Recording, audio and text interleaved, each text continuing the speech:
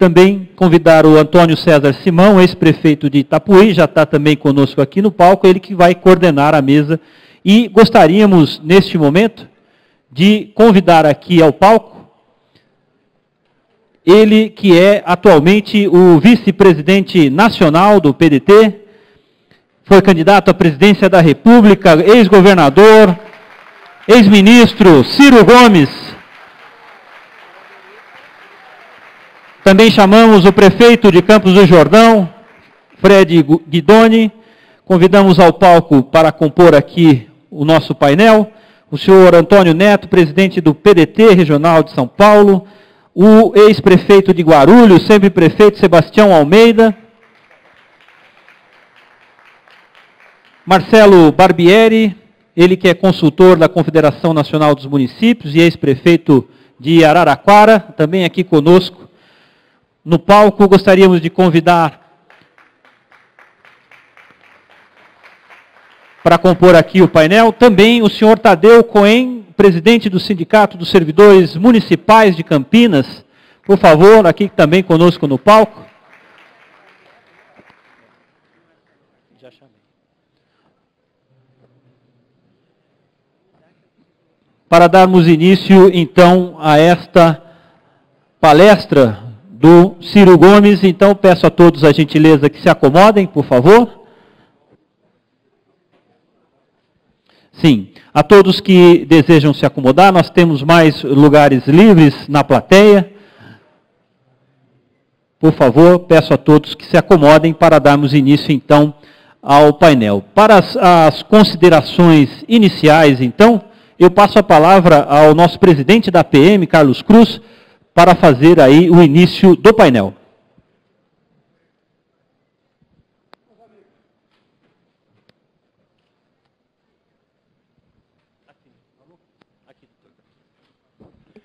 Meus amigos, uma palavra rápida apenas para fazer a abertura desse painel, porque tem um significado muito importante para nós. O nosso congresso, ele tem um conteúdo específico de gestão.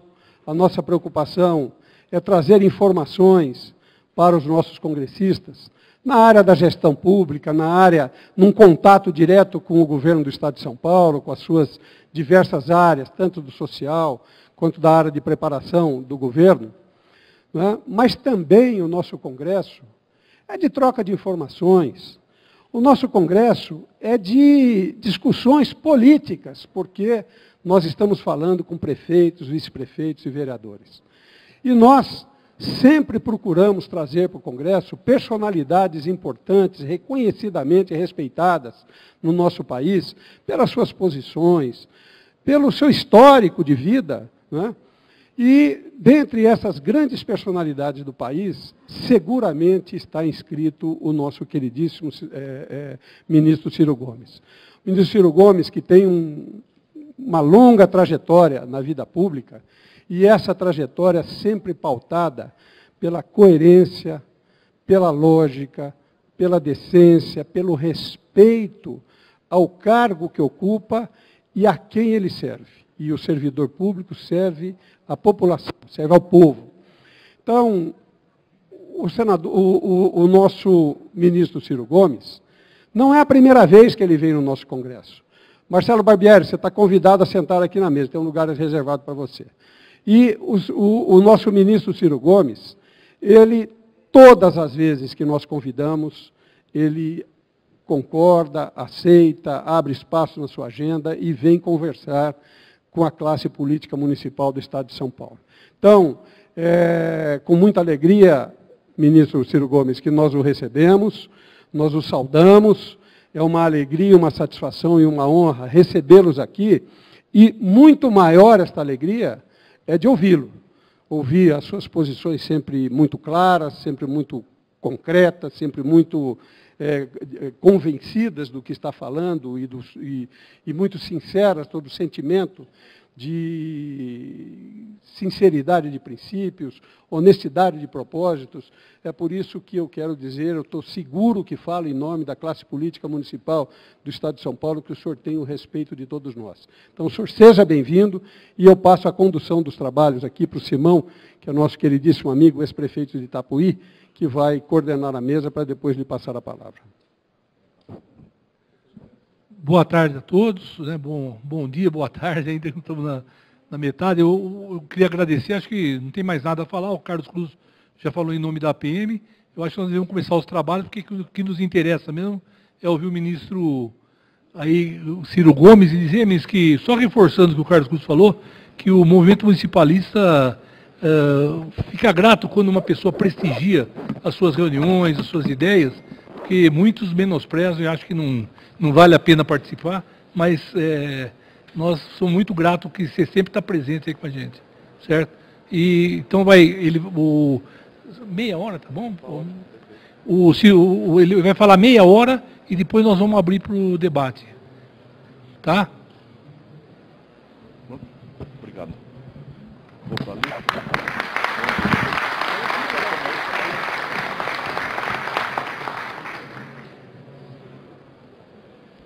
Muito bom dia a todas e a todos, os meus compatriotas, meus irmãos, minhas irmãs, brasileiros, gente querida, que se reúne aqui sob a liderança dessa que é, sem nenhum favor, uma das mais tradicionais, prestigiosas e merecidamente respeitadas entidades do municipalismo brasileiro, a Associação Paulista dos Municípios. A todos eu quero agradecer o privilégio, do convite, na pessoa do Carlos Cruz, meu velho amigo, presidente desta entidade.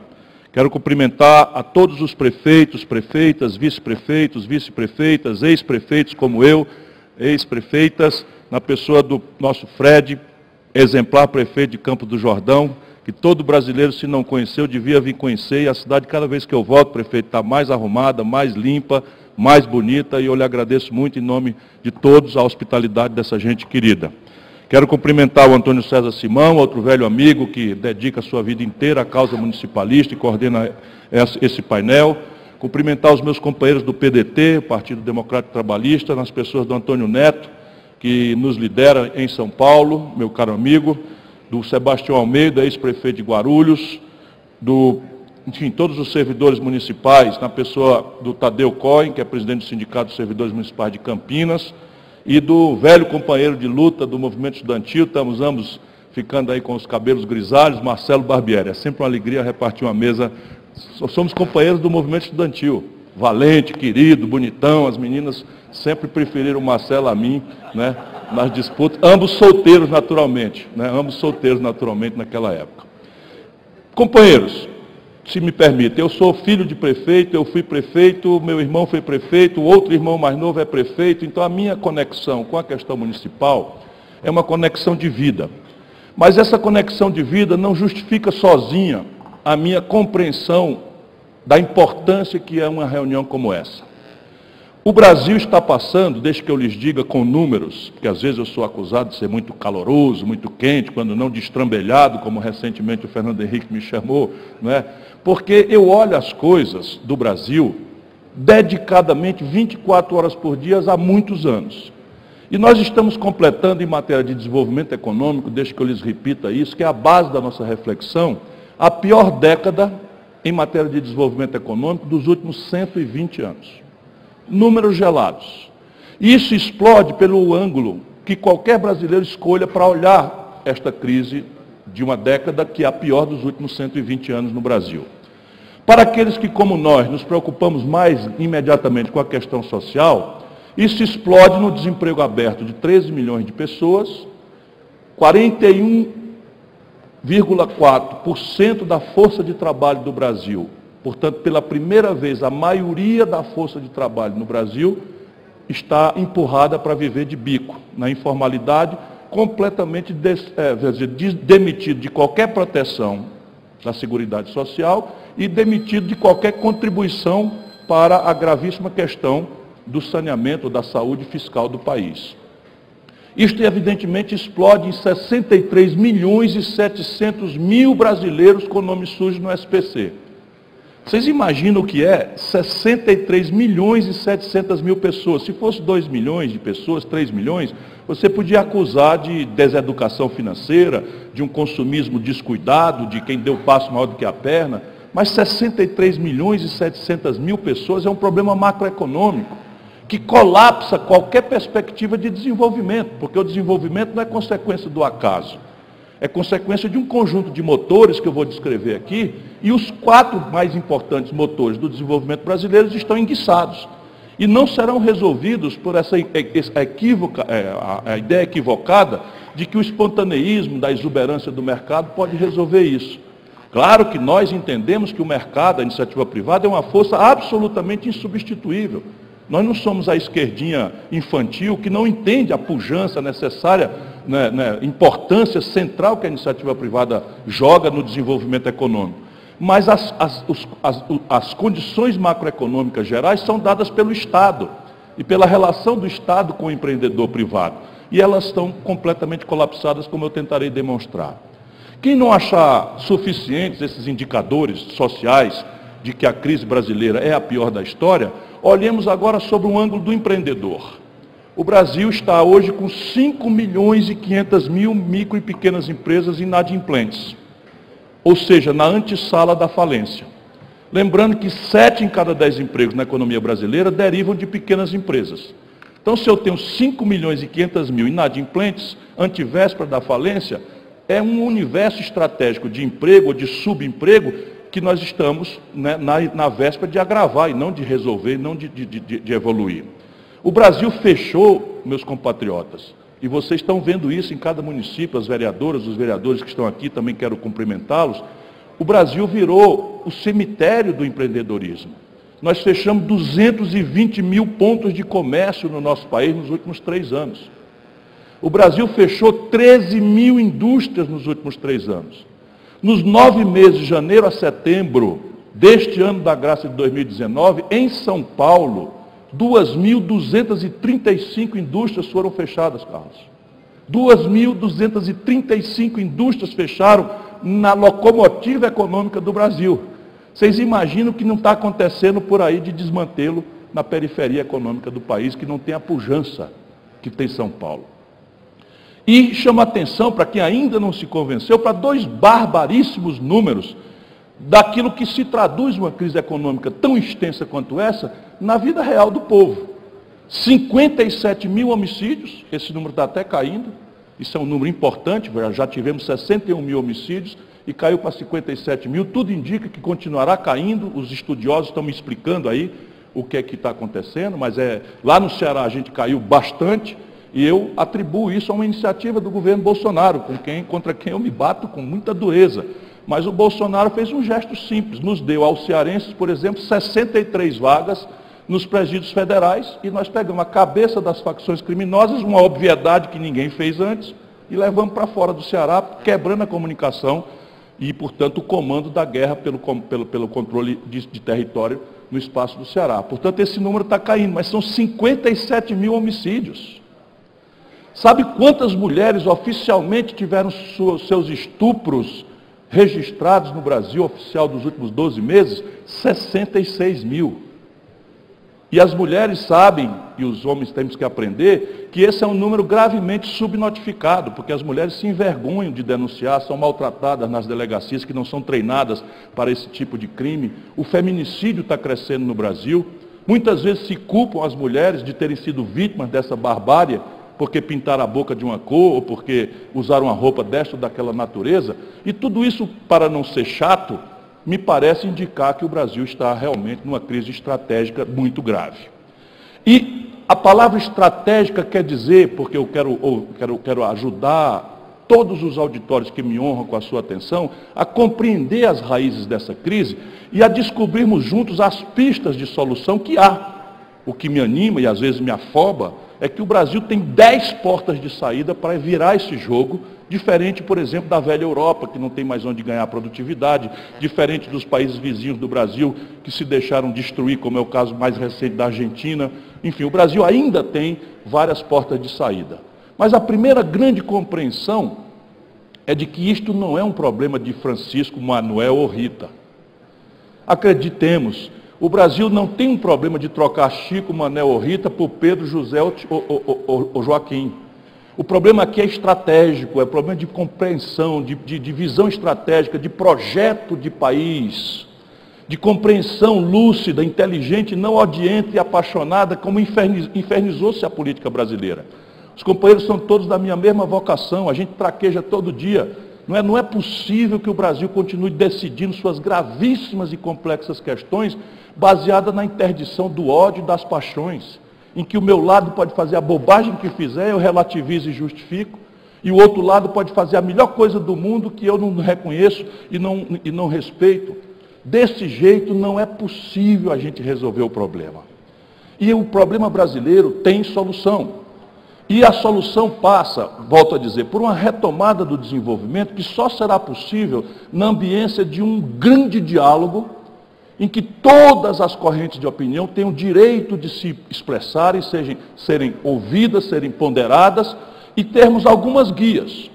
Por exemplo, por maior respeito que nós tenhamos à iniciativa privada, e eu tenho muito respeito, o Estado do Ceará está se industrializando, nós estamos crescendo acima da média brasileira, nós não falamos há 30 anos em atraso de funcionário, enfim, a crise fiscal no Ceará é na taxa de investimento. Vocês não acreditam, o Ceará é um dos estados mais pobres do Brasil, tem uma taxa de investimento por cabeça maior do que São Paulo.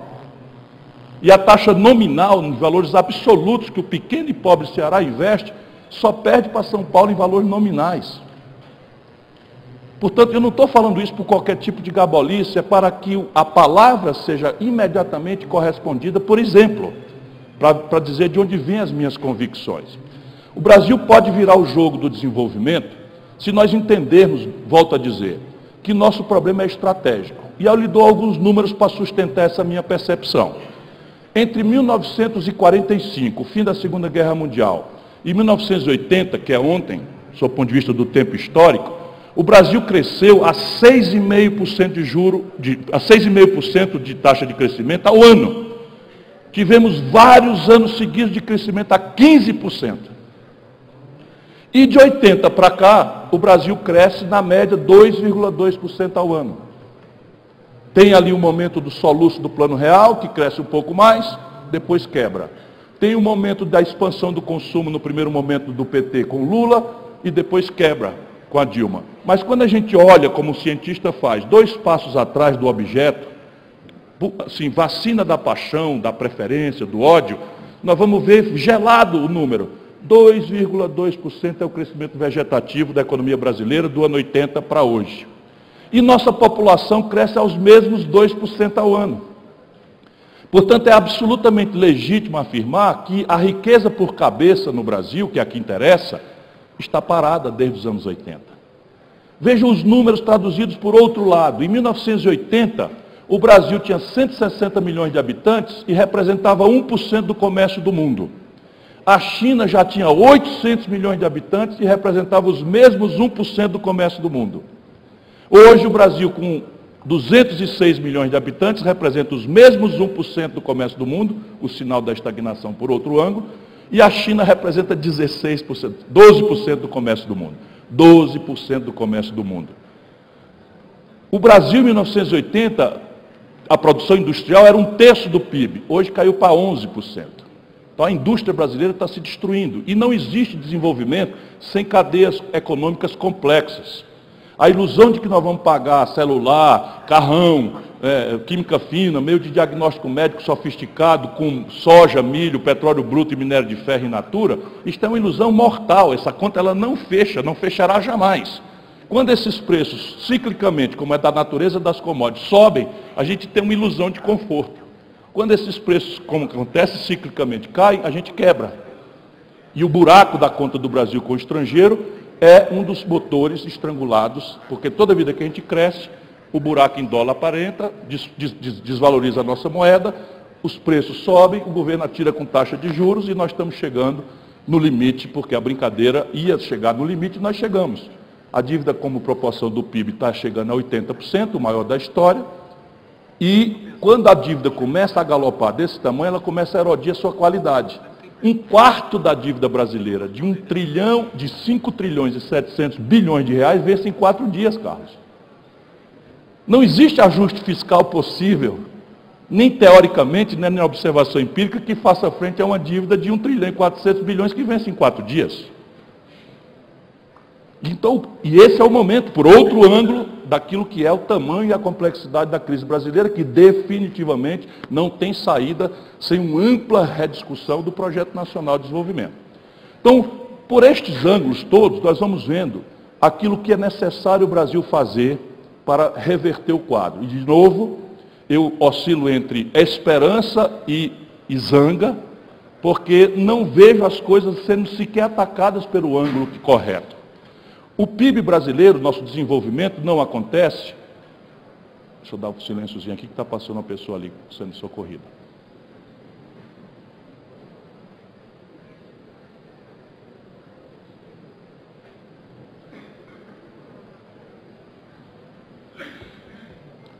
O PIB brasileiro não cresce porque os 4 motores de ativação da economia estão enguiçados. A gente chama no Nordeste, estão no prego. O primeiro motor, e ninguém precisa ser Nobel de Economia, tanto mais um auditório qualificado e politizado como esse.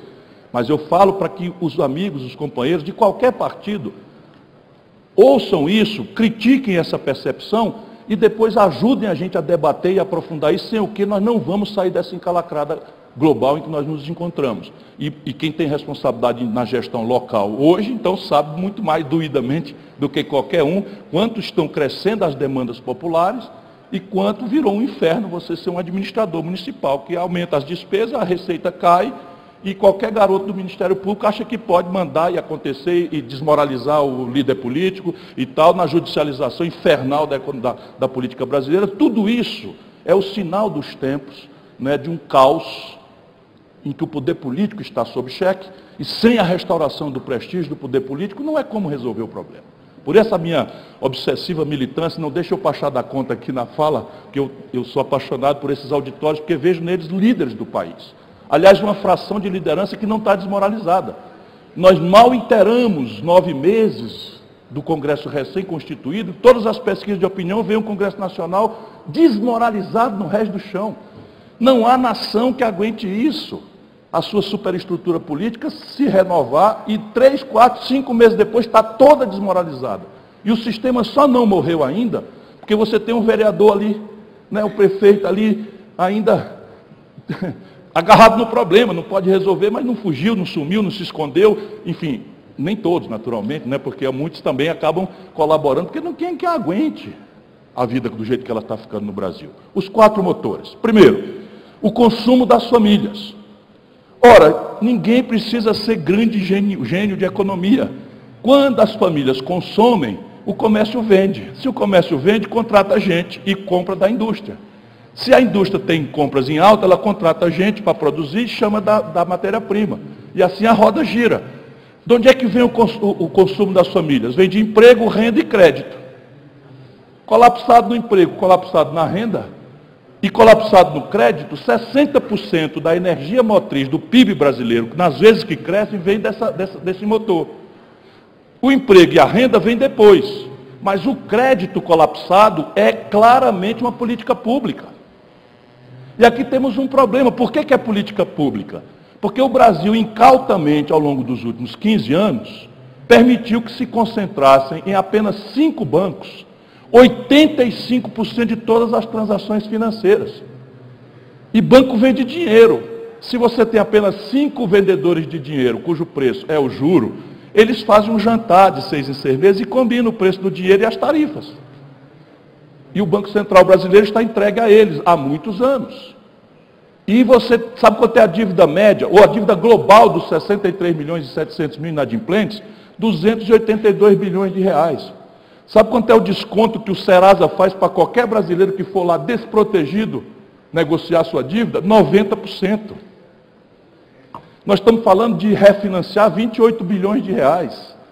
Isso não vale nada para o Tesouro Nacional, mas não precisamos de subsídio. Isso aqui dá para fazer com o balanço do Banco do Brasil e do Banco da Caixa Econômica ganhando dinheiro. Porque esse desconto de 90% não é caridade. É em cima da fumaça contábil Que agora, por exemplo, a Crefisa, a gente tem que dizer os nomes, as pessoas me chamam de abusado, mas se a gente não disser o nome, a gente não está ajudando o povo a entender. A Crefisa foi condenada pela justiça porque foi pilhada cobrando 1000% de juros de um senhor de idade no crédito consignado. Um negócio desse num governo meu vai ser criminalizado, não pode ser só a justiça. 1000% de um cidadão de 73 anos de idade, que tirou o crédito consignado de R$350, ficou devendo R$2.000, Fred. Em poucos meses, porque juros sobre juros, multa, inadimplência, taxa de permanência. Esse é um país sangrado. O segundo motor é o investimento empresarial. Também a gente não precisa ser economista para entender. A economia cresce quando o empresário, sentindo o mercado, aumenta a roça sem diminuir a do vizinho.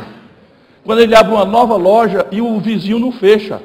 Quando ele abre uma nova filial da indústria e a matriz não fecha. Abrir uma loja, ampliar a roça, tudo isso impõe investimento. Olha o que está acontecendo no Brasil. Hoje, a indústria brasileira está com 66% de capacidade instalada apenas ocupados. Mal comparando, é como se o Brasil tivesse capacidade de produzir 100 geladeiras e está produzindo 66. Precisa ser brilhante na economia para saber que nessa situação não tem investimento. Como é que eu vou abrir uma fábrica de geladeira para produzir 50 geladeiras, se as fábricas que têm capacidade de produzir 100 só estão vendendo 66? Isto vem depois da roda girar. Mas qual é a razão do empresariado estar colapsado no seu investimento? A maior dívida da história. Hoje o empresariado brasileiro, aqueles 5 milhões e 500 mil pequenos, mas todo mundo, estão consolidadamente devendo 1 trilhão e 400 bilhões de reais vencidos. E ninguém mais está renovando o papagaio de ninguém nas principais praças do Brasil. Em São Paulo, por exemplo, ninguém mais renova o papagaio de ninguém. Pudera. O Brasil é o único país do mundo que eu conheço que, se o banco não aplicar o dinheiro que tem no caixa, o governo remunera a sobra do caixa. Assim é moleza. Percebe? Vamos lá, eu tenho uma padaria, sou capaz de produzir 200 pães por dia e, de repente, eu só consigo vender 100, 150 pães. O que é que eu faço? Ou para prefeito, é chamado e o prefeito então diz assim: meu irmão, pode continuar produzindo os seus 200 pães, que o que você não vendeu eu compro. Assim é moleza. É o que eu estou dizendo para vocês, eu não conheço outro país do mundo em que o dinheiro que fica estocado no banco, que ele não consegue aplicar, o governo remunera. Aí você não entende por que a taxa Selic é a menor da história do Brasil e a dívida pública continua crescendo muitas vezes acima da inflação, que é de 3%, nós vamos crescer 14% a dívida esse ano. E aqui você tem saída. Pelo mercado, vocês acham que o mercado vai? Porque o mercado funciona num trade-off entre rentabilidade e segurança. E hoje, a insegurança é dominante, no mundo e no Brasil. O que é que o mercado está fazendo? Se retraindo. E no mundo hoje, pela primeira vez na história do capitalismo global, isso é uma oportunidade de ouro para um país como o Brasil, nós temos 13 trilhões de dólares hospedados em juros negativos no mundo. Dando uma oportunidade de ouro para o Brasil trazer a taxa de juros para um padrão mais civilizado, porque a fuga de capitais praticamente não aconteceria. E a gente não faz por quê? Porque, de novo, nós estamos com um governo, não é de agora o Bolsonaro não foi, é justo que diga que não foi o Bolsonaro que produziu essa crise. Ele apenas foi eleito para resolvê-la e está agravando essa crise. Porque a percepção do Paulo Guedes, a percepção dos condutores da economia brasileira não compreende o Brasil, não entende o Brasil e tem uma intoxicação ideológica que não deixam ver. Então você vai resolver o problema do empresariado endividado como? Eu tenho uma proposta e os caras enlouquecem. O Brasil tem hoje 386 bilhões de dólares de reservas cambiais, que é uma espécie de caderneta de poupança que nós temos no estrangeiro, aplicada a juros zero. Sabe como é que nós conseguimos essa caderneta de poupança? Ao longo dos últimos 10 anos, o governo brasileiro foi ao mercado financeiro interno no Brasil, tomou dinheiro emprestado a 14%, comprou dólar e botou esse dólar hospedado no estrangeiro aplicado a zero. Isso mesmo que vocês acabaram de ouvir. O Brasil tomou dinheiro emprestado a 14% para aplicar o dinheiro em dólar a zero. Nós não precisamos ter essa montanha de dólar em reserva. Nós precisamos ter aí uns 150, 180, vamos lá, 200 bilhões está de bom tamanho pelos padrões internacionais. Sobra 180 bilhões de dólares para você fazer dois movimentos: pagar uma parte importante da dívida pública, fazendo os compulsórios não remunerar os excedentes do banco, isso o juro vai para o chão, restaura a condição da economia se financiar, da economia real. Mas muito importante é criar um fundo soberano e trocar a dívida interna estrangulada, vencida, de curto prazo e caríssima, por dívida externa de longo prazo e barata, porque o dólar está aplicado a zero lá fora e a gente pode ganhar 2%, 3%, 4%, o que significa um espetáculo de rentabilidade à luz do mundo, mas trocando 4% por 42%, que é o juro que alguém desconta um duplicata aqui em Campos do Jordão hoje. E aí o investimento volta a acontecer. O terceiro motor é mais demorado, mas é assim, todas as vezes que o Brasil cresceu os 2% médios dos anos 80 para cá, como nós destruímos a indústria brasileira, toda vida que a gente cresce, o consumo aquece. Aquecer o consumo e a produção não dá conta, a gente importa crescentes volumes de coisas.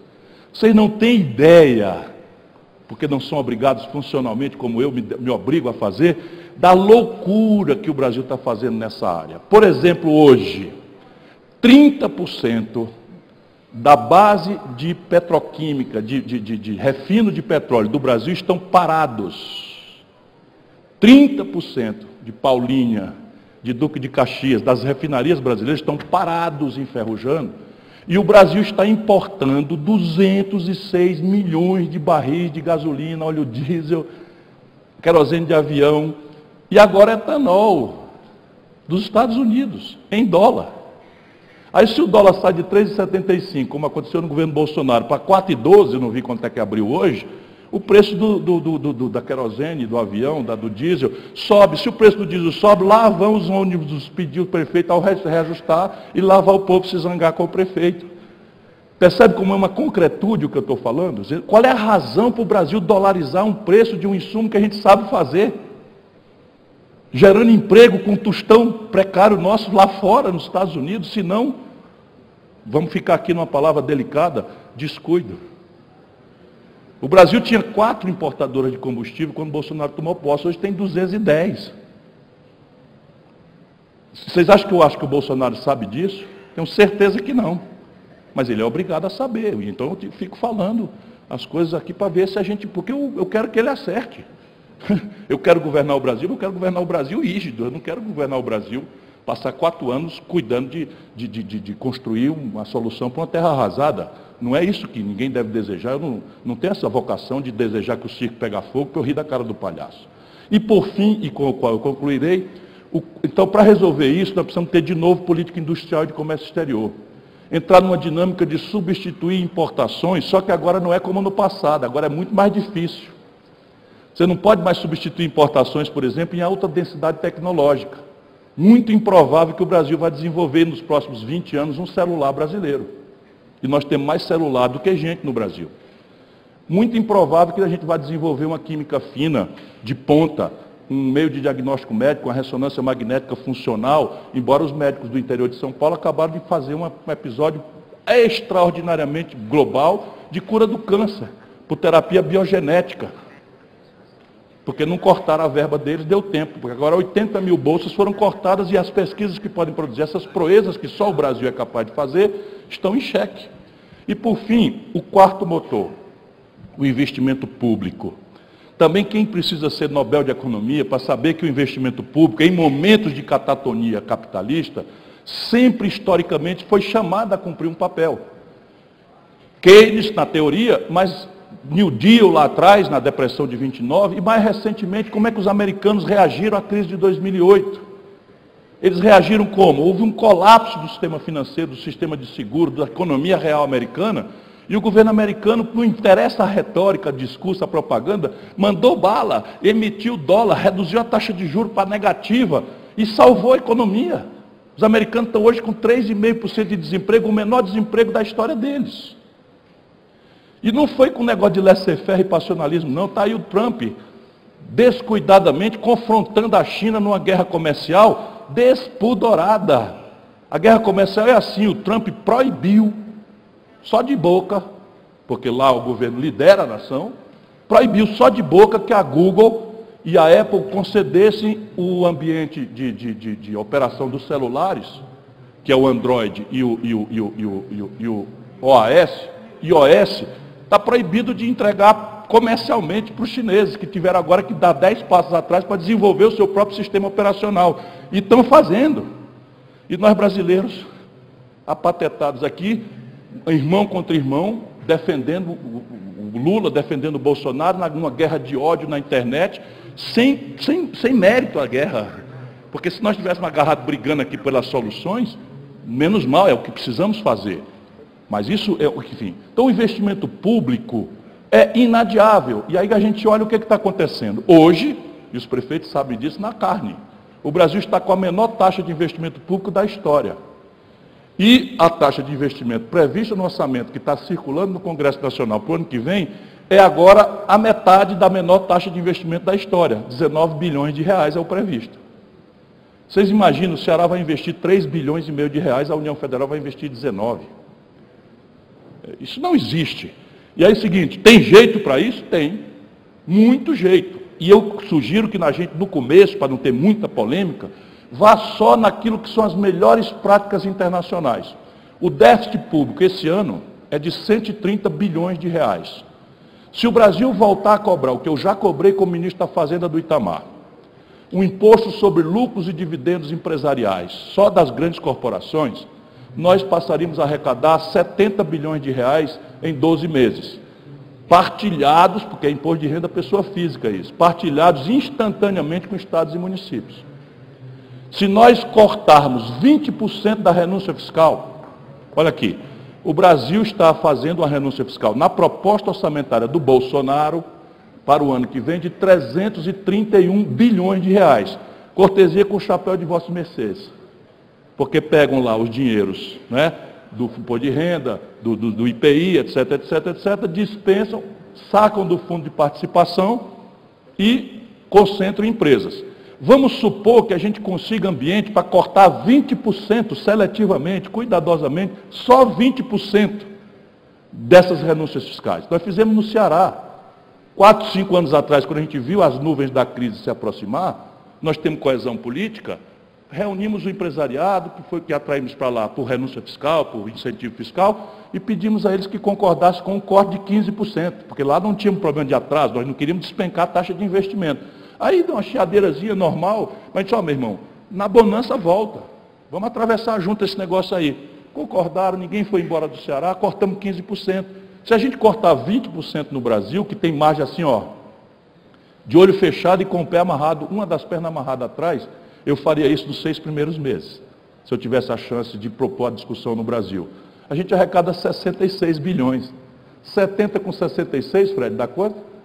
136, cadê o déficit de 130? E nós vamos mexer aqui com 1% do cidadão brasileiro. 1% mais rico. Trata-se de a que senhor você quer servir. E essa é a discussão. E veja, não é uma coisa anticapitalista, contra rico, nada disso, é uma coisa em linha com as melhores práticas internacionais. Eu vou dar aqui um outro exemplo. O Brasil arrecada de IPTU 20 bilhões de reais.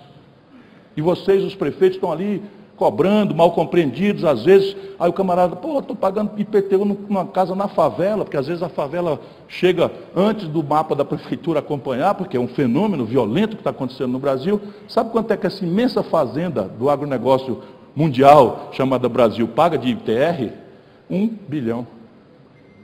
Eu não estou propondo cobrar ITR de quem está com a produção ocupando a sua terra corretamente, não. A gente faz isso progressivamente, com o fator de uso. Quanto maior o fator de uso, menos imposto o cidadão paga.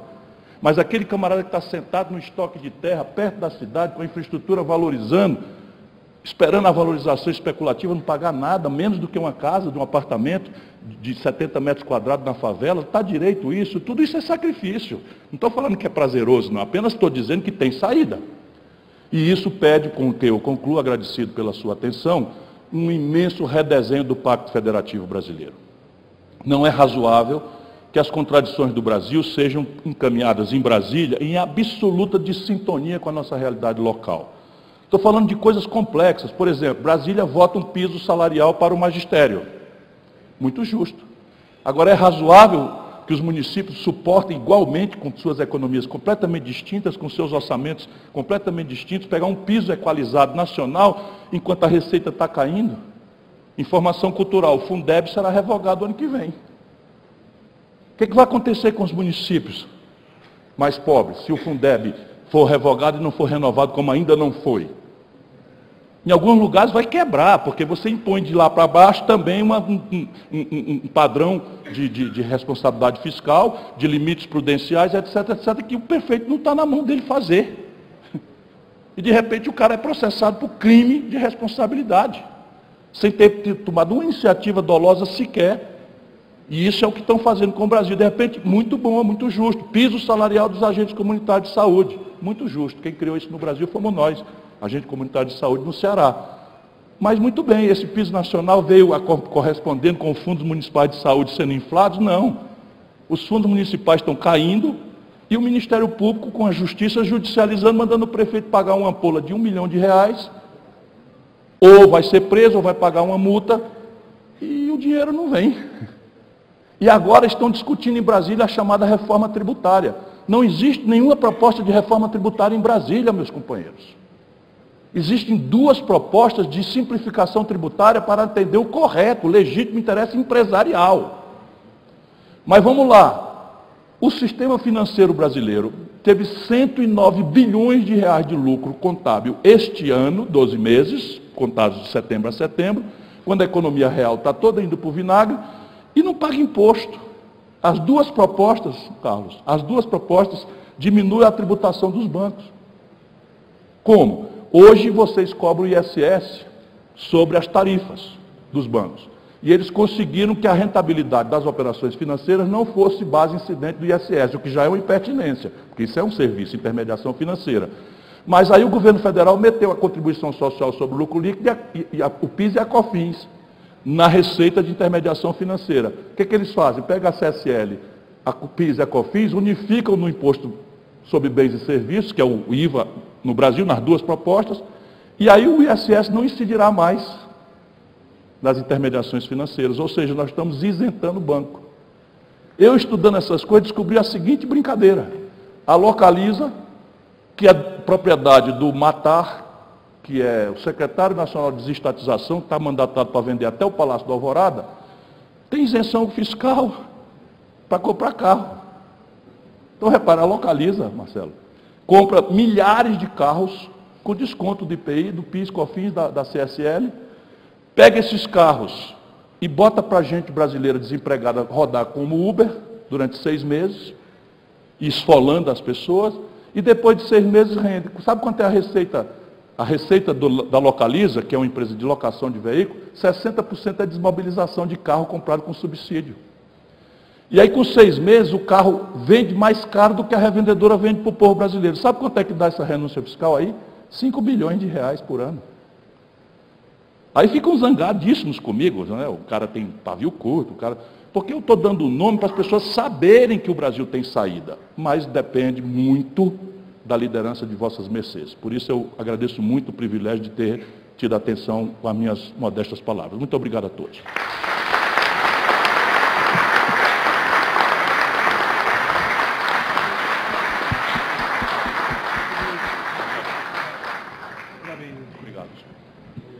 Bom, agora nós vamos abrir para as perguntas, né? E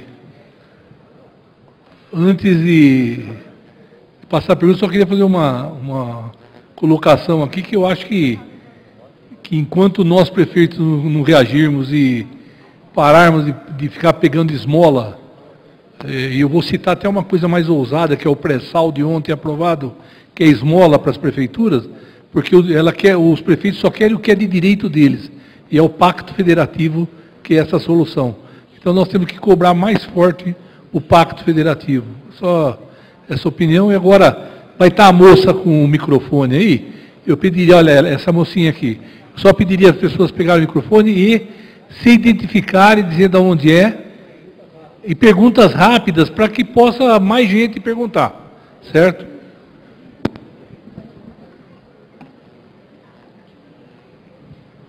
Bom dia, pode trovão. Bom dia, Ciro Gomes, bom dia a toda a bancada, prefeito de Campos do Jordão. Meu nome é Éder de Andrade, sou trabalhador da Embraer. E certa vez, Ciro Gomes, um repórter perguntou para um cidadão na rua, o que a seleção brasileira tem que fazer para ganhar a Copa? O cidadão falou, tem que ter mais preto na seleção. Mais preto. Mas eu vou trocar a palavra preto pela palavra pobre. Porque eu estou aqui em nome dos trabalhadores da Embraer, que já são pobres, e com a venda para a Boeing, vão ficar mais pobres ainda, e vai afetar o companheiro de Campos do Jordão, de Guarulhos, né? Então, o primeiro passo você já deu, de escutar um pobre, porque eu estou com esse uniforme aqui, porque eu saí da fábrica, vou perder minhas horas, com certeza vou tomar uma punição, mas eu não poderia, nesse momento, de eu me omitir de vir pedir para você ajuda, de continuar denunciando a empresa corrupta, chamada Embraer, que foi condenada por corrupção, e por coincidência foi vendida para a Boeing. Então, Ciro Gomes, eu não vim fazer uma pergunta, eu vim te agradecer e trazer a esperança dos trabalhadores para você, tá bom? E o primeiro passo você deu, você escutou um pobre, já está no caminho certo. Muito obrigado. Deixa eu só agradecer ao companheiro, deixa eu só iluminar também para vocês, especialmente para o povo de São Paulo, porque a Embraer é um tesouro do Brasil, mas é antes de mais nada um tesouro de São Paulo, produzido pela inteligência do povo de São Paulo, pela agressividade, pelo talento, pelo espírito público dos nossos líderes antecedentes. Pois bem, todos os setores de alta tecnologia, o Brasil está com déficit crescente, em todos. 80% do valor de um carro montado aqui na GM, São José dos Campos, vem do estrangeiro, só para vocês terem uma ideia. Saúde, química fina, meio diagnóstico, eu já falei. O único setor de alta tecnologia onde o Brasil tem sobrados superávites, lucros, é o setor aeroespacial. A Embraer é uma joia. E eles entregaram a Embraer numa negociata fraudulenta para a Boeing por um valor equivalente à compra por uma multinacional do Hotel Copacabana Palace, no Rio de Janeiro. Por um valor inferior ao que a Natura brasileira pagou para comprar a Avon francesa. Isso é uma fraude que foi feita porque a Embraer tem um estatuto de uma Golden Share. Nesse estatuto está proibida a propriedade do controle da Embraer por capital estrangeiro. Eu ajudei a rabiscar esse estatuto lá atrás no governo Itamar Franco, quando eu era ministro da Fazenda. Pois bem, o que eles fizeram? Ao invés de fazer uma venda pura e simples, que não pode, eles criaram uma empresa nova, ao qual deram o nome de Joint Venture. 80% dessa empresa nova pertence à Boeing e 20% pertence à Embraer, sem direito à participação nas decisões. Uma fraude, pura e simples, uma fraude contábil, contra a qual estou me levantando judicialmente. Assinei, eu pessoal sou advogado, estou com a anuidade em dia na OAB, assinei uma petição, estou voltando a advogar, porque eu não me conformo com isso. Né? E a questão básica é o seguinte, é lucro em dólar para o Brasil, que vai pagar a nossa conta. Se a gente achar que vai ser minério de ferro, petróleo bruto, a conta não fecha. Nós temos que pagar isso com alta tecnologia, com indústria, com agregação de valor.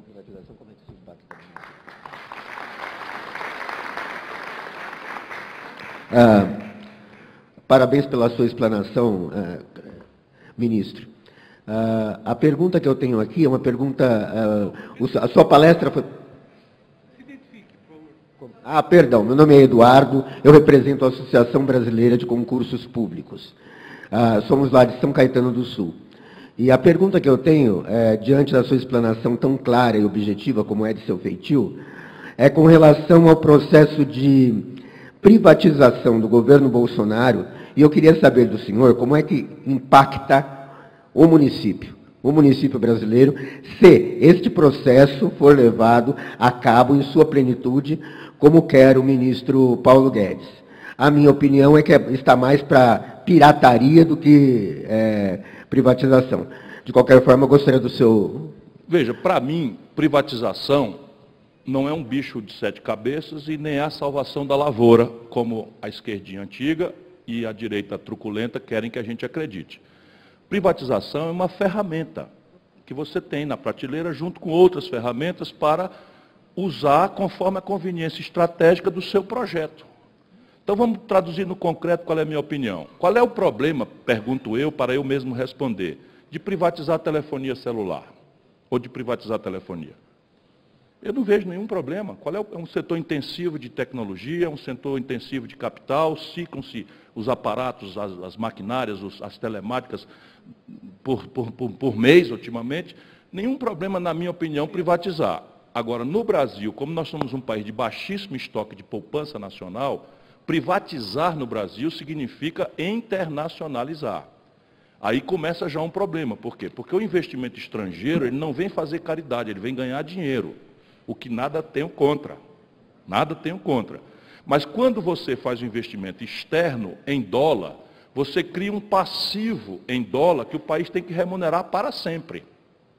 Porque lucros e dividendos são convertidos em dólar para mandar para a matriz, não é? Royalties da inteligência tecnológica que se usa tem que mandar para a matriz. Tudo isso são contas de dezenas de bilhões de dólares que estão crescendo no balanço de pagamentos do Brasil e que explicam aquele motor que eu lhes falei, que o Brasil, toda vida que cresce, tem uma interdição cambial vinda de fora e ninguém precisa ser economista para entender. A gente não compra dólar, mas a gente come pão.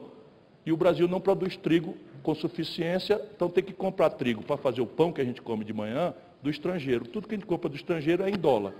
Então, se eu começar a ter que pagar em dólar todos os meus atos e fatos e meu custo de vida, então a consulta de um dentista, teoricamente, não é um tradable, não é uma coisa que você pode importar para rivalizar com o preço do Brasil.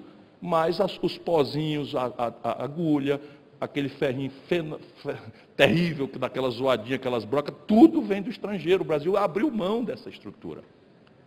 E aí, resultado, a consulta do dentista acaba se referindo a dólar.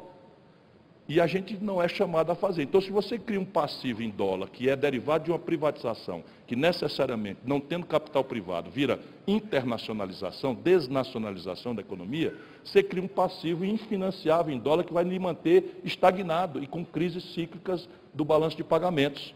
Enfim, não quero ser chato aqui, mas a gente precisa aprofundar isso, porque é uma dependência estratégica, é um dos 4 motores que proíbem o Brasil de crescer, e esse é um dos mais graves. Cresceu 2, quebra. Como nós vamos ver, agora o Brasil está crescendo 0,8, o buraco na conta externa já se apresentou. Aí o câmbio já foi para 4,12, está ali o governo torrando o dólar para tentar segurar, mas vai para 4,30, 4,40, 4,50, não tem conversa. Cresceu 2 ano que vem, vai subir a taxa de câmbio. Portanto, se livrem de se endividar em dólar. E aí você tem um outro problema, é a regulação. Então, para você privatizar, por exemplo, telefonia celular, foi bom, mas o brasileiro paga hoje a maior tarifa de celular do mundo. Por quê? Porque não funcionou o marco regulatório, não tem competição. Virou um micro-oligopólio internacionalizado e eles combinam a tarifa. Então, o brasileiro paga hoje por quê? Porque tem um problema de regulação. Então, privatizar, ok. Vamos lá, agora nós estamos com um problema. O governo Bolsonaro, com esse discurseira do Paulo Guedes, vamos privatizar tudo. Vamos privatizar tudo. Acabou de criar uma estatal, vocês sabiam? O Bolsonaro acabou de criar uma estatal, que é uma estatal que vai substituir o balanço da Infraero. Porque olha a grande inteligência brasileira. O Brasil tem 78 aeroportos sob controle da Infraero. O que é que fizeram os militares que coordenaram a Infraero? Fizeram um sistema de subsídio cruzado. Então o Brasil, desses 78 aeroportos, tem 10, 12 que dão lucro. Os outros 66 dão prejuízo. Então os militares criaram um sistema, porque estatal, de subsídio cruzado. Então quem vai embarcar em Guarulhos paga uma taxa adicional, um pouquinho acima do necessário, para financiar o aeroporto de Petrolina, para financiar o aeroporto de Macapá. O que é que faz o gênio brasileiro? Vende os 12 aeroportos rentáveis e a União agora tem 66 aeroportos que dão prejuízo. O negócio inteligente da peste. Isso é a privatização brasileira. Então o Bolsonaro vai criar uma estatal para ficar com o passivo estrangulado da Infraero, que eles arrebentaram a rentabilidade. Então você pega a estrada, muito bom, vamos privatizar a estrada, ok, nada, nenhum problema. Aí a BR-116, lá na Guanhambi, em Fortaleza, e acaba no Rio Grande, no Porto do Rio Grande, no Rio Grande do Sul. Entre São Paulo e Rio, ela chama Dutra. Para a gente vir para cá, para o Vale do Paraíba, a gente usa a Dutra. O maior fluxo de tráfego do Brasil. Então você duplica, privatiza, entrega e tal. Mas lá em Cabrobó, né, em Cabrobó, Pernambuco, Valadares, Teotófilo Otoni, que é um lugar paupérrimo do Brasil, ela continua estatal. Os militares faziam o subsídio cruzado. Estou falando dos militares, estou falando de esquerda, não. Faziam o subsídio cruzado, cobravam um tributo, um pedágio na Dutra e fazia a manutenção da BR-116 no trecho Cabrobó-Valadares, Teófilo Otoni. Agora, nós entregamos a Regis Bittencourt, que é a mesma 116, nós entregamos a Dutra, que é a mesma 116, para a iniciativa privada, e ficamos responsáveis por dar manutenção ao Teófilo Otoni Cabrobró. Resultado, não tem dinheiro. Está lá tudo esburacado, sem manutenção. Essa é a grande questão. Como não tem projeto, vai privatizar, fazer por quê? Por amor a quê? Amor essas maluquices. E aí muita negociata, meu irmão. Desculpa, porque ontem, por exemplo, o Guedes assinou Só entre companheiros da luta política a gente pode conversar sobre isso. O Bolsonaro assinou ontem, comemorou ontem que o Guedes assinou uma portaria aumentando a cota de compra de bugiganga no free shop de 500 para $1.000. Sabe o que é isso? O Brasil é o único país do mundo que tem free shop na chegada. Todo mundo faz free shop na saída, que é uma espécie de exportação, e ninguém exporta imposto. No Brasil, é o único país, foi Fernando Henrique, Jorge Bornhausen, não sei o que e tal, que fizeram essa brincadeira para um camarada mineiro que chamava Jorge Barcelos, que conseguiu, né, ficar em todos os aeroportos e que depois vendeu.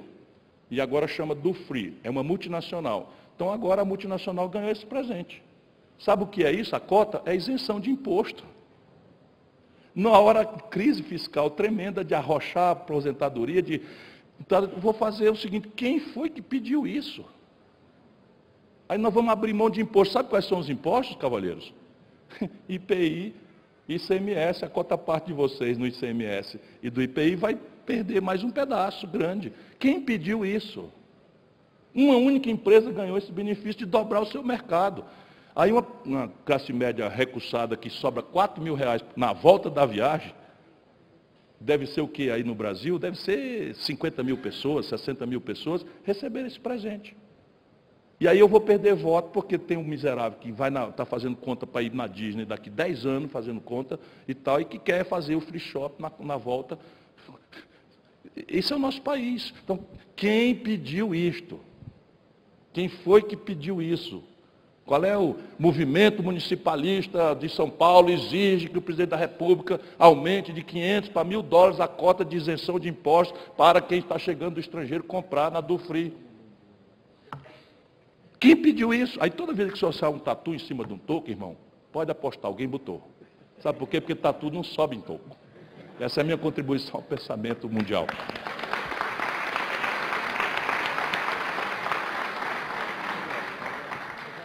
Posso falar?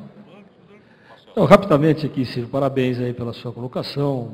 Anotei aqui os seus 4 motores do desenvolvimento estão bem claros aí na sua proposta. Acho que ela seria uma revolução na nossa economia, caso isso se efetive no futuro. Mas eu queria que você falasse sobre a questão política. Nós estávamos ouvindo a sua entrevista antes da gente entrar, e você citou o exemplo da França na questão eleitoral. Nós temos um drama, nós que fomos prefeitos e somos prefeitos, nós temos que conviver democraticamente com as câmaras municipais. Isso é fundamental, por isso que estão aqui os vereadores, por isso que estão aqui os representantes do Legislativo, que o prefeito hoje, zero, ele pode fazer sem a Câmara, zero. Isso é uma garantia da Constituição de 88 que nós apoiamos. Assim como o governador, assim como o presidente da República.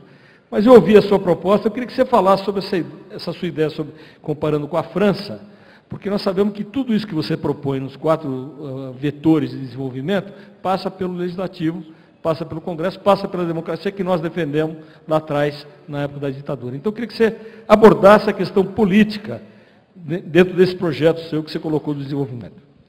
Veja, o presidencialismo, ele tem uma lógica de impasse orgânica a ele mesmo. A gente não pode tomar susto com isso e achar que é problema de habilidade. Até porque o Fernando Henrique, no primeiro mandato, foi muito bem acolhido, no segundo mandato foi escorraçado e o PSDB nunca mais conseguiu ganhar uma eleição nacional. O Lula, no primeiro mandato, no segundo mandato, indicou a Dilma com 86%, hoje está na cadeia. A Dilma começa e depois... Então, não é questão de habilidade. É questão que o presidencialismo tem em si uma lógica de impasse. Qual é? Um órgão detém o monopólio do desenho institucional do país. Na prática, é um órgão que pode, como eu assisti como deputado federal, reduzir receita quando abriu mão da CPMF. Não estou dizendo que a CPMF é um bom tributo, mas o Brasil, num belo dia, deu-se a condição demagógica, o Brasil abriu mão de arrecadar 70 bilhões de reais nominais na época. Deve ser uns 100 bilhões de reais hoje. Nenhum país do mundo aguenta abrir mão de 70 bilhões de reais num ano fiscal sem discutir de nada.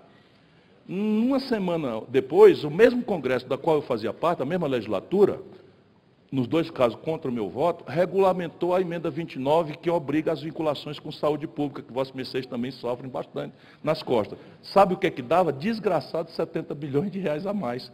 Então você abre mão de 70 bilhões de receita e aumenta a despesa em 70 bilhões, dá 140 bilhões assim, ó. Por quê? Porque eles de boa fé, não é maldade, de boa fé eles não têm nenhuma responsabilidade no sentido, vamos dizer, técnico, jurídico do termo, de praticar aquilo. Diferente do parlamentarismo. No parlamentarismo, por definição, a maioria parlamentar governa, monta o gabinete.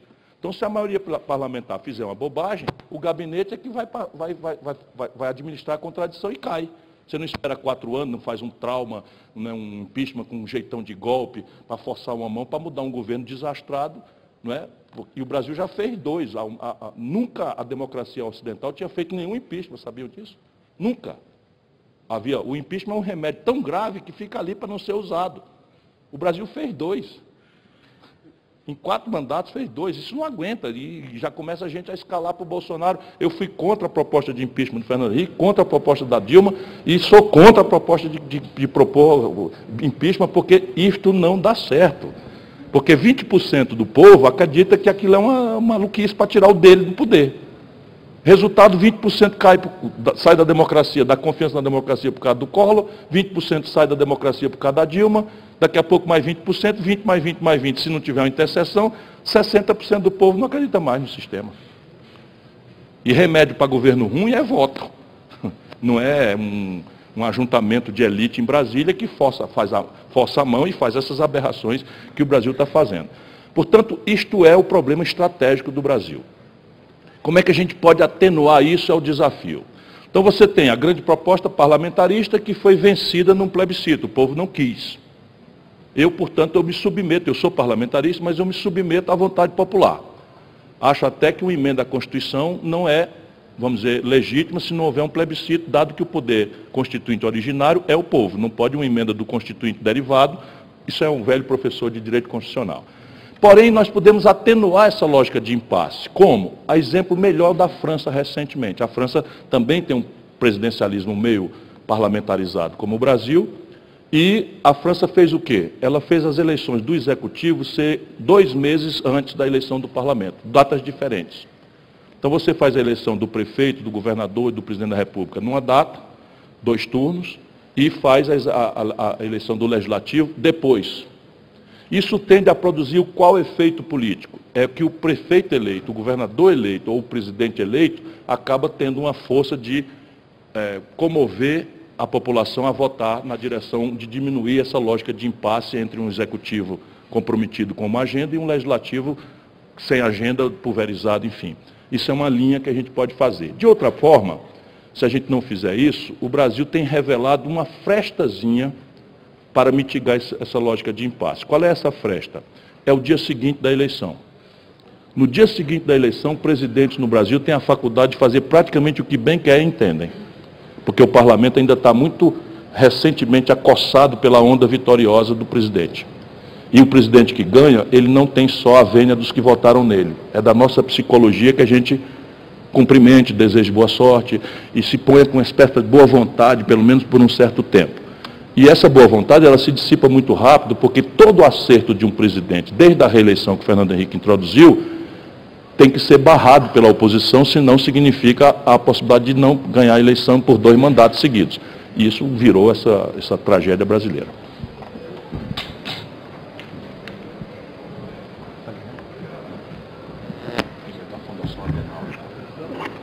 Bom dia, boa tarde.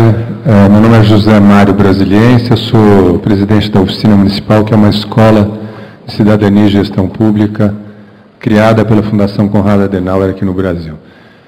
Se me permite chamar de governador, Ciro Gomes, porque, assim, me referindo, eu embaso a minha hipótese, que eu gostaria de ter o seu comentário. O Pacto Federativo, que é um pacto entre prefeitos, governadores, presidente da República, a minha hipótese de ter uma reforma na relação federativa entre os poderes seria governadores de alguns estados estratégicos, entre eles certamente Ceará, prefeitos de cidades estratégicas, com associações de municípios, desenharem um pacto que seja realmente federativo, não manter 60% do bolo tributário na União, 20% nos estados, 10 ou 15%, e esse pacto ser reconstruído a partir de uma federação real, de governadores bem articulados, com prefeitos, associações de município, como a presidida aqui pelo Carlos Cruz. Nós tivemos na Alemanha em 2007, estudando o Pacto Federativo Alemão. Eu gostaria de conhecer a sua tese, a sua hipótese, para essa revolução silenciosa de um novo Pacto Federativo. Veja, a Constituição de 88, de cujo debate eu participei com muita intensidade, eu fui eleito constituinte estadual lá no Ceará, né, em 86, eu era deputado estadual, e eu tinha logo em seguida fui eleito prefeito em 88, enfim, atuei muito na discussão da Constituição. E a Constituição brasileira de 88 era uma Constituição absolutamente municipalista. Eu fui prefeito eleito em 88, pela primeira legislatura de prefeitos, da primeira safra da Constituição de 88. Ela me permitiu, por exemplo, criar um IVVC, um Imposto sobre Varejo de Combustíveis. Ela me permitiu implantar, foi a primeira vez no Brasil, um imposto predial territorial urbano progressivo. Ela me permitiu fazer estruturas de solo criado pela propriedade, pela função social da propriedade. Enfim, ela me deu uma ferramentaria extraordinária. E ela repartia de uma forma absolutamente consentânea com a melhor política do mundo. A Alemanha é uma das melhores nesse sentido. E ela valorizava a questão local. Deu autonomia muito forte aos estados. Aí o que aconteceu de lá para cá? Todo este valor foi revogado e substituído por outros. Como? A política de juros ruinosa do governo Fernando Henrique Cardoso, para sustentar indefinidamente uma taxa de câmbio inconsistente, para estimular esse consumismo populista e tal, que depois quebra o país, isso são números. Né? Eu ajudei a fazer o real. Fui ministro da Fazenda no governo Itamar Franco, e assim, eu sei muito bem o que eu estou falando e sou disponível para a contestação de quem quer que pense. Mas o fato é o seguinte, a dívida pública brasileira, por essa política ruinosa de juros, era 38% do PIB, quando Fernando Henrique tomou posse. Quando ele entregou para o Lula, ela estava em 78% do PIB. Então a dívida pública explodiu. E a Previdência Social, por uma questão demográfica e por um conjunto generoso de promessas da Constituição de 88, que é o welfare state, o estado de bem-estar social, etc., etc., explodiu o buraco na conta da Previdência, na mesma época. Por quê? Porque a demografia brasileira está envelhecendo como nenhuma outra do mundo. Só para os amigos terem ideia, o Japão levou 110 anos para ter 30% da população japonesa com mais de 70 anos. Por conta da crise grave de 80 para cá, o Brasil levou 40 anos para ter 30% da população com mais de 70 anos. E a demografia envelhecendo, você também empurrou o fenômeno da informalidade. Então você tem hoje, quando o sistema previdenciário foi criado ali, nos anos 60, 70, nós tínhamos 8 trabalhadores ocupados para financiar um aposentado com expectativa de vida de 60 anos. Hoje nós temos 1,5 trabalhador ocupado formalmente, por essa demografia envelhecida e informalização, para sustentar um aposentado com expectativa de vida de 73. Então essas duas contas, a dívida pública que explodiu e a conta previdenciária que está cronicamente crescendo e que essa reforma não resolve nada, porque não ataca o centro do problema, daqui a 3, 4 anos nós vamos estar ouvindo falar em reforma da Previdência de novo. Né? Infelizmente o Brasil faz essas loucuras e tal. E aí o resultado prático disso é que o Fernando Henrique subiu a carga tributária de 27% do PIB, quando eu ministro da Fazenda, para 32,5% do PIB nesse período de 8 anos, por conta desses dois fenômenos. E esse incremento da carga tributária foi feito todo pelo mecanismo das contribuições, de maneira a excluir a participação dos estados e municípios. E aí inverteu-se a lógica da Constituição Federal Brasileira. Hoje, por conta desses dois fenômenos, e ninguém mais quer abrir mão de nada, os municípios começaram a tomar mais encargos e não participam do galope da receita pública. Para consertar isso, nesse ambiente, eu diria que é quase impossível. Se o país não cresce, você redistribuir renda significa tomar de alguém que tem hoje para entregar para alguém que não tem hoje. Isto é guerra sanguinolenta na história da humanidade, literalmente. Então, sem crescer a economia, é desafio político para o meu realismo impossível. Então, a grande obsessão brasileira devia ser retomar o desenvolvimento. Porque se eu cresço a economia, eu descomprimo o conflito distributivo e eu tenho como alocar o excedente que eu estou ganhando preventivamente no outro lugar. E aí, como é? Uma reforma tributária que cancele as contribuições e façam todos os tributos brasileiros serem impostos. Trocar o C por I. Isso incrementa as participações. E agravar a autonomia, ao contrário do que eles estão fazendo. Por exemplo, em alguns lugares do mundo, você permite adicionais de imposto de renda aos estados. Em alguns lugares do mundo você permite isso. A União cobra um imposto de renda e estabelece uma faixa dentro da qual municípios ou estados possam cobrar. Não é? Ou não se considera guerra fiscal a luta por diminuir tributos para atrair investimentos.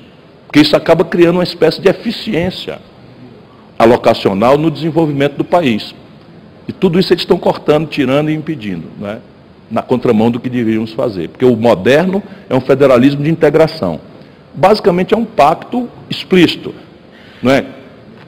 Que Estado queremos, que tarefas exigimos do Estado, quanto custa a execução dessas tarefas, quem paga quanto para financiar essas tarefas e quem executa essas tarefas com as receitas compatíveis a isso.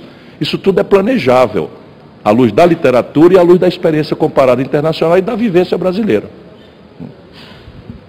Eu só queria fazer uma pergunta antes, Ciro, que eu estava vacilando em fazer, mas eu vou fazer.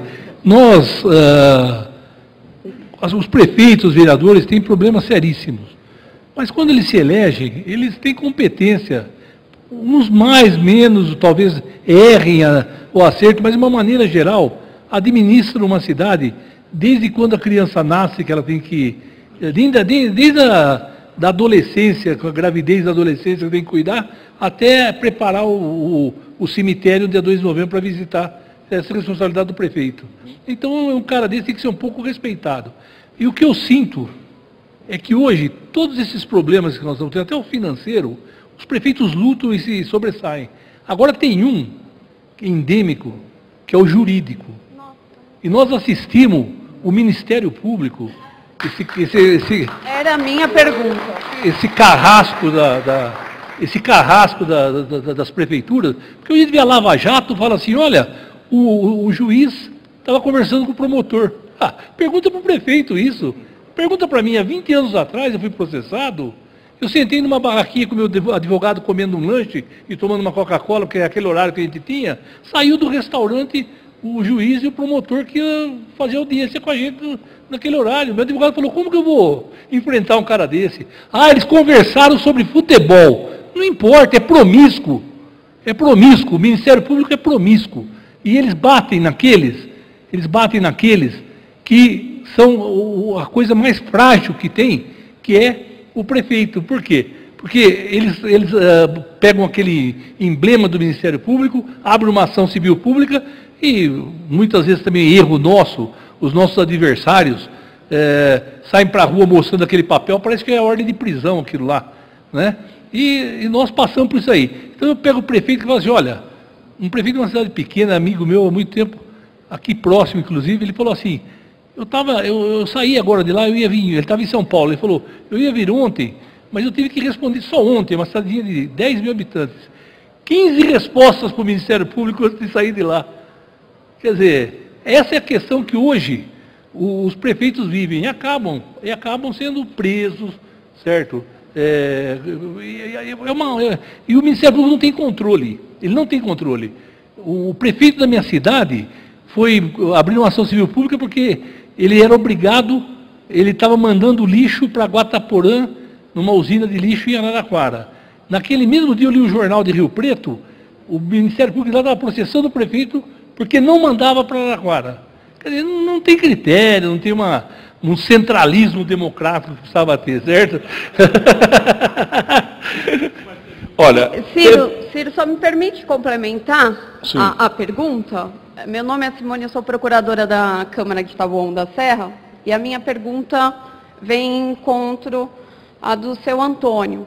Está tendo uma verdadeira judicialização e intervenção do Ministério Público perante os prefeitos e os presidentes de Câmara. Há uma proposta já na Assembleia do Estado aqui de São Paulo, de que o inquérito civil tenha prazo para terminar. Né? Então, eu queria também uma explanação sua a respeito dessa questão. Bom, quando eu fui candidato a presidente da República nas eleições passadas, volto a dizer, meu pai foi prefeito, eu fui prefeito, eu fui governador, meu irmão é prefeito, o outro foi prefeito, o meu outro irmão foi governador e tal. Eu tenho uma estrutura, e eu tenho algumas vantagens. Eu sou velho, né, já vou dentro dos 62 anos, eu sou professor de Direito e eu tive como aluno várias pessoas do Ministério Público e hoje até ministro do STJ, meu ex-aluno. Então eu, por exemplo, nunca respondi por nenhum inquérito, nenhuma ação, nenhuma vez, em 40 anos de vida pública. Mas por quê? Porque quando um garoto lá, Oscar Costa Filho, vou dizer logo o nome aqui, né? Você não pode fazer isso e tal. Vá se eleger. Aqui quem manda é o povo do Ceará que me elegeu. Então, se você quiser, me casse, vá para a justiça me caçar, porque aqui quem manda sou eu, em nome do povo do Ceará. Eu fiz um juramento e pronto. Assumi a Secretaria de Estado, porque ninguém conseguia botar um hospital para funcionar no Ceará. Porque fazia um concurso e o camarada entrava e anulava o concurso e confusão. E o diabo, meu irmão, pediu, que era governador, eu fui lá, depois de velho, ex-ministro da Fazenda, ex-governador, tá bom, é para ser secretário de saúde, fui lá assumir. Mas não pode ser um exercício de valentia. Então, no dia que eu tomo posse, 3 dias depois, um cara do Ministério Público diz assim: compareça a esta procuradoria às 15 horas do dia tal, na sala tal, para dar explicações sobre a política de eletrochoque do Estado de Ceará. Isso é uma merda, porra. Eu devo satisfação ao Ministério Público de qual é a política de eletrochoque do Estado de Ceará. Vá, manda a Polícia Federal abrir um inquérito se tiver algum indicativo de coisa e apure as responsabilidades, seja que for. Peguei e assinei o papel assim, minha assessoria, eu não faço isso. Faço, porque isso aqui é o primeiro para não ter a segundo. Mandou um ofício e eu assino. Senhor cidadão, não reconheço sua atribuição para me convocar no seu gabinete, não comparecerei, não mandarei representante, o senhor não tem atribuições para fazer isso. Assinado, respeitosamente, Ciro Gomes, secretário de Saúde do Estado do Ceará. Aí ele pega um papel, chama a imprensa, está tudo no Google isso aí, se vocês quiserem conferir. Então chama a imprensa, olha o jeito que o Ciro Gomes se dirige à Procuradoria. Aí já não é o procurador arbitrário, é a Procuradoria da República, não sei o que e tal. Aí a imprensa volta com a provocação, digo, olha, a sugestão para ele é que se ele quiser aparecer, pendura uma melancia no pescoço. Aliás, melhor, anota aí, manda ele pintar a bunda de branco e ir para um salão de luz negra. Por que eu faço isso? Porque não tem outra saída. Se você não proteger a sua autoridade vem da onde? Não é de um concurso público, não. Nós somos o poder político. Esse é o poder nobre de uma república. O garoto fazer um concurso tem muito mérito, mas ele está obrigado funcionalmente a circunscrever a lei. Vamos resolver o problema, em vez de ser... Então eu propus devolver cada poder para a sua caixinha na campanha. Foi um escândalo. Em tempos de lavajatismo, que o cara acha que é o dono da bola, que pode difamar, caluniar, destruir a reputação. Nós vivemos do nosso bom nome no meio da comunidade. Isso é um patrimônio que nos pertence. Nós vivemos do nosso bom nome. Isso é um patrimônio que o Ministério Público devia ter a obrigação de proteger. Porque se você deturpa o bom nome do agente político, você está deturpando a linguagem da democracia, que é a política. Por isso que o Brasil está vivendo essa anarquia. Essa anomia, esse deboche, né, essa loucura de... Não existe lei no país. Vamos propor algumas coisas concretas. Por exemplo, uma lista fechada de casos de improbidade. O camarada não pode dizer, eu pego o Gustavo Fruet, prefeito de Curitiba, um dia eu vou visitá-lo, ele está lá deprimido, vou abandonar a vida pública, eu quero mais saber disso. Por quê? Porque um garoto do Ministério Público mandou um ofício prepotente determinando que ele botasse um banheiro em cada ponto de ônibus da cidade de Curitiba. Peraí, um banheiro? O camarada não sabe que para ter um banheiro tem que ter um destino, de não sei o que e tal. Onde é que já se viu isso? Qual é o lugar do planeta Terra que tem um banheiro e ameaçando? É caso de improbidade. Que isso? Que isso? Então o que é que a gente tem que fazer? É uma lei federal. Por que vocês é que são os donos dos votos? Por que os deputados federais não atendem vocês? Isso eu estou dizendo todo dia, eu sou um subversivo. Os vereadores votam, os prefeitos votam, E o deputado vai para Brasília e entra ano e sai ano, eles atendem a outro senhor, porque eles não estão cansados de saber que a humilhação é geral no Brasil. Por que a humilhação é assim? Porque o poder político avacalhou-se em Brasília. E a gente tem que dar exemplo, mas tem que ter autoridade. Então fecha a lista de improbidade. São casos de improbidade. Pegar o dinheiro do povo e botar no bolso. Né? Aí fecha. Como é o caso da ação penal. A ação penal não pode ser no difuso. Nullum crimen, nulla pena sine lege. Esse é o brocardo latino, que funda o direito penal moderno no mundo. Não existe crime sem lei anterior que o defina. Portanto, tem que fechar os casos de improbidade, fazer uma lista exaustiva. É improbidade isto, aquilo outro. Porque agora, se eu não faço um banheiro, ou se eu não mando o lixo para um aterro sanitário que eu não tenho dinheiro para fazer, não tenho área para fazer, eu vou responder por improbidade, que parece o outro nome de ladrão. Para um povo que também não tem tido o direito de saber. Não, o tempo todo. A minha proposta é o seguinte: ameaça, vocês rasguem e botam na lata do lixo. É o que eu fazia. Ameaça, faça isso em todo o tempo. Eles não têm essa atribuição. Nunca tiveram essa atribuição. E veja, eu sou um dos caras que ajudou, e não estou arrependido, a fundar o Ministério Público Moderno, que é independente do Executivo, que está encarregado de vigiar os interesses difusos, o interesse público, o patrimônio histórico, o meio ambiente. São tarefas boas. Mas a exacerbação corporativista deles faz com que não haja um caso relevante de punição pelo Conselho Nacional do Ministério Público.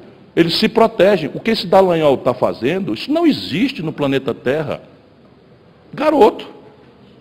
Homenagem todo ano, agora faz e desfaz. E promotores fazem isso com os prefeitos? Todo dia, em todo o Brasil. E por quê? Porque os políticos não nos damos ao respeito. Os deputados federais que podiam confiná-los ao exercício da sua autoridade, importante para o Brasil, vivem tudo apavorado, com medo. E querem o voto do vereador, e querem o voto do prefeito, mas chega em Brasília, sim senhor, amém, amém, amém, esses abusos. Nós precisamos exigir que cada um seja confinado na sua caixinha. Por exemplo, eu apoio esse projeto de abuso da autoridade. Eu apoio esse projeto que foi votado de abuso da autoridade. Que é isso? Então a gente, se é prefeito, comete uma arbitrariedade, a gente é punido. E um camarada que diz da vida e da morte, da minha respeitabilidade, que é o meu patrimônio, um político que não rouba, só tem um prêmio: o bom nome no meio da população. E o camarada acha que pode estragar. E outra coisa, o Ministério Público, ele não precisa ter medo, ele é tão honesto. Por que ter medo dessa lei? É claro. Eles são honestos, pô. Não, rapaz, e o problema é o abuso da autoridade. A autoridade é bom e a sociedade precisa. Nós estamos falando de abuso. De abuso. Então o abuso tem que ser... Pois é. Você sabe um TAC, por exemplo, que eu vivo me gabando, lá no Ceará, nós temos a melhor educação pública do Brasil. Menos por mim, mais por um conjunto de pessoas, os professores, cujo dia foi ontem. E aí nós estamos evoluindo para universalizar o ensino médio profissionalizante em tempo integral. E são escolas que nascem como a melhor escola possível do mundo. Nós estamos, inclusive, introduzindo o PISA, que é a avaliação internacional para isso. 55 das 100 melhores escolas médias do Brasil são no Ceará. E aí, como a gente não pode dar para todo mundo ao mesmo tempo, nós determinamos que o acesso a essas escolas modelo seja só para alunos egressos da escola pública, como uma espécie de filtro social para priorizar os pobres. O Ministério Público de lá, né, criou um caso, arbitrando que era ilegal, e nós aceitamos um TAC lá e criamos uma cota para rico, lá no Ceará. Vejam no Google para ver, porque isso parece piada o que eu estou dizendo. Mas esse TAC nós aceitamos, a maioria nós não aceitamos. Pura e simplesmente nós não aceitamos. Eu não me sento. Se eu achar que eu estou cumprindo as minhas obrigações, eu fui governador, fui prefeito, fui ministro, 2 vezes, comandei a economia do Brasil. Compreende?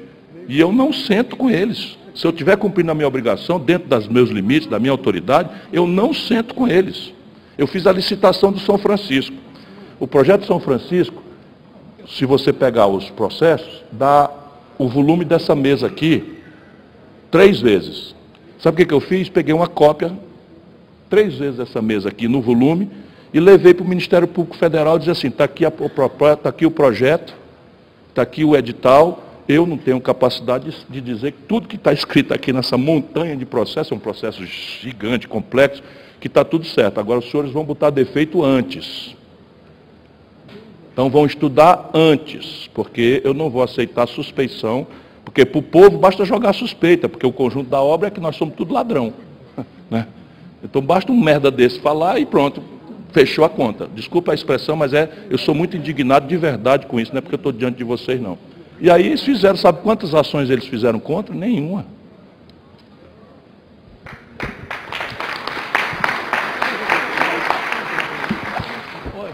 Só, ela vai, como a nova palestrante do próximo já chegou, eu gostaria de fazer a última pergunta, que ela faz sempre, está fazendo, e depois a gente vai encerrar, certo? Qual vereador? Eu vou tentar ser mais breve. Os dois, o vereador.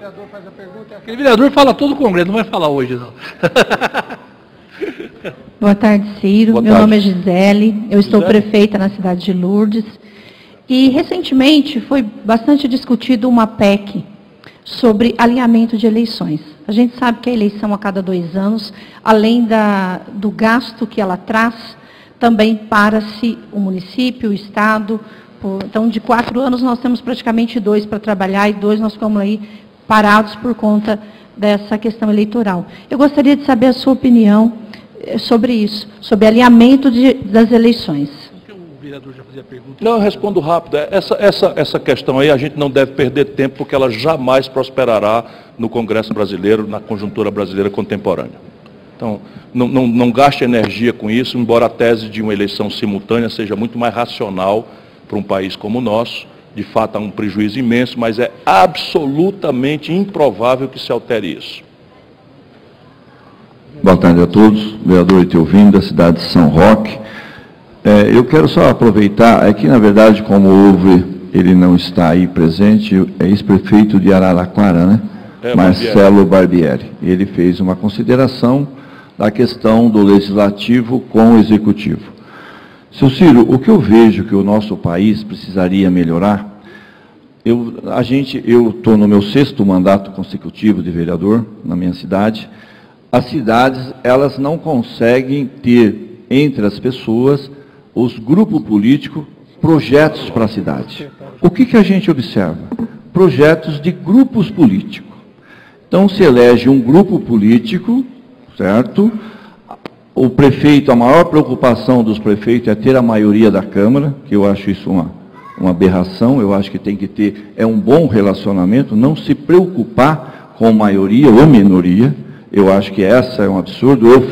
Eu sou vereador da base do prefeito e não voto o que ele pede, eu voto aquilo que me convence.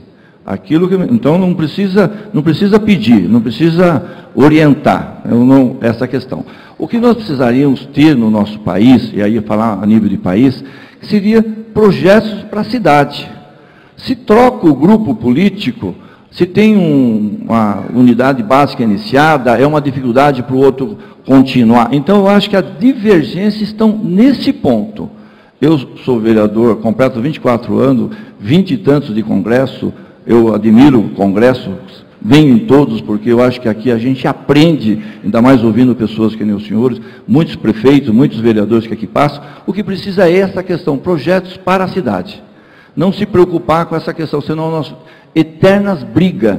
Aí o prefeito, se ele perde a maioria, ou se ele não atende, porque o que acontece? Se eu não tenho o projeto definido, se o prefeito não atende para tapar o buraco, para fazer aquilo, vira uma guerra.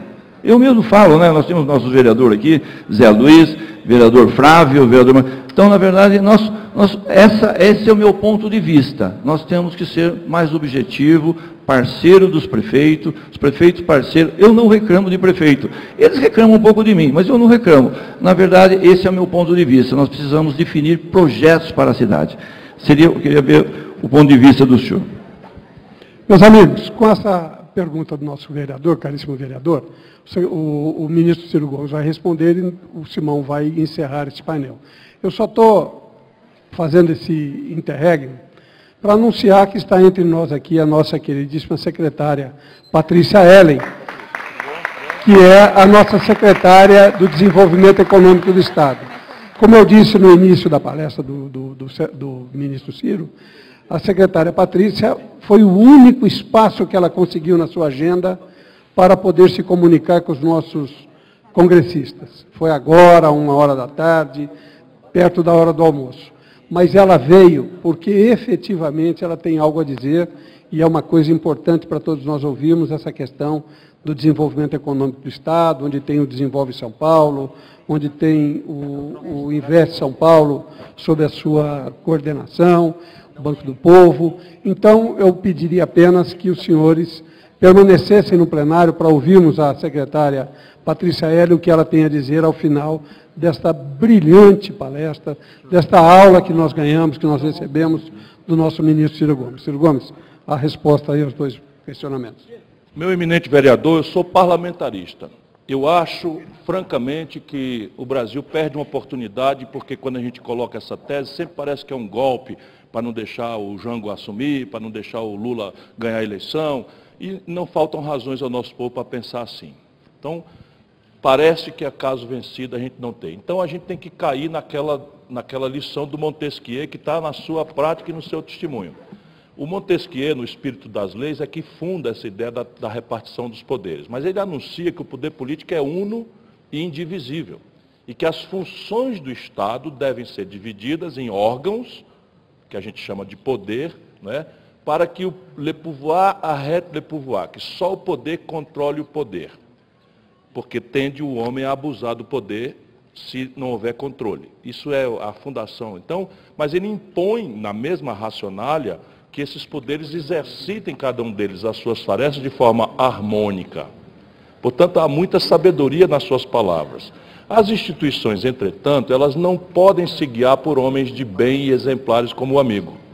Elas têm que se guiar para a fragilidade da alma humana, para a mesquinharia, para a miudice, para a redução do poder, da disputa a vaidades, muitas vezes, a inveja, ou a miudices graves e criminosas, muitas vezes. Como é que a gente atenua isso? Substituindo o personalismo do exercício do poder por ideias e projetos. Por quê? Porque nada sério em matéria de políticas públicas acontece no curto prazo. Nada. Se a gente quer falar numa educação que preste, fale em menos de 30 anos, senão não tem. Se você quiser falar num padrão sanitário digno, decente, que começa lá no saneamento básico e vai à terapia das doenças mais críticas, enfim, sem projeto, sem plano. Então, a ideia de substituir as miudices também está pensada burocraticamente no Brasil. Mas na nossa baixa prática do exercício cidadão faz com que essa ferramentaria se transforme em meros protocolos contábeis. Por exemplo, o PPA, Plano Plurianual, por exemplo, a Lei de Diretrizes Orçamentárias. Tudo isso são ferramentas que obrigariam em tese. Mas como você tem uma casa onde falta pão, todos brigam e ninguém tem razão, né, você está disputando, na verdade, um conflito distributivo tremendo, o que faz com que os prefeitos se defendam, e tem muita razão nisso, né, fazendo com que esses instrumentos de planejamento sejam meros anúncios impraticáveis de boas intenções genéricas. Então você vai ver lá, isso vale na União Federal. Você imagina qual brasileiro sabe para onde está indo a nossa visão estratégica de ciência, tecnologia e inovação, sem o que não há desenvolvimento. Acompanhe a palestra da operosa e competente, né, expressão valorosa da mulher brasileira de São Paulo, Patrícia, e vocês vão ver, né, as dificuldades tremendas. São Paulo, o estado mais importante do país, está com dificuldades graves, o que obriga, né, a esse conflito. Mas valorizar o projeto, a ideia, e qualificar nossas relações de antagonismo ou de apoio em função de projetos e ideias e não de personalidade, certamente é uma prática que nós precisamos ajudar o povo a cada dia mais praticar. Eu quero aproveitar respondendo, agradecer a honra e o privilégio de estar aqui, pedir desculpas por não poder assistir à palestra da secretária Patrícia, mas tenho certeza que vocês terão um belíssimo momento, muito mais qualificado do que aquilo que eu tentei lhes dar. Muito obrigado a todos. Eu queria agradecer a todos em nome da APM, ao nosso sempre participante municipalista aqui, Ciro Gomes, e dizer o seguinte: tem um pessoal meio bravo lá que não fez a pergunta ainda, que o Ciro Gomes estará lá fora e ele está à disposição de conversar com vocês aí, viu? Ok.